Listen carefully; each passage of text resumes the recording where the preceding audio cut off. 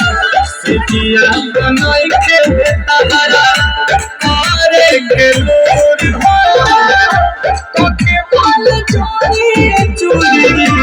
दिल बाबा तूर हो सिटिया बनाई के तहरा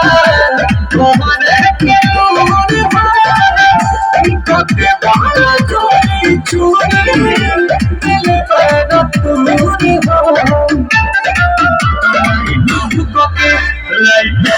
के मारे लटा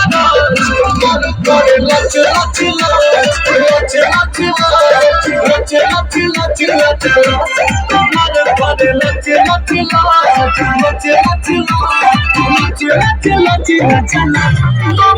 में जाऊं आयल कंगन भी मंगवाओ मेरे नीर भरण में जाऊं घूंघट काड़ा साका ढूंढना कसर घालूंगी बावन गज का दामन पैरों में टच चलूंगी बावन गज का दामन पैरों में टच चलूंगी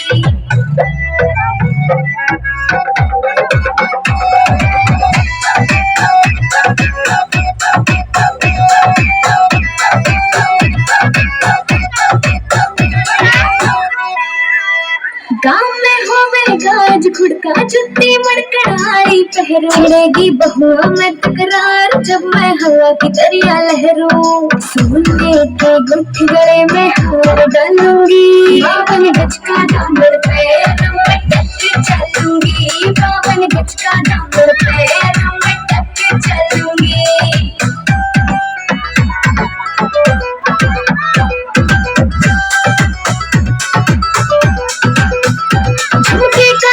मोटा पैना से कोका टिक्का लाल रंग का लेना देना तागड़ी ते मौका चुटकी में बोले ढूंढी खेल हलूंगी बावन गज का दामन पैर में टच चलूंगी बावन गज का दामन पैर में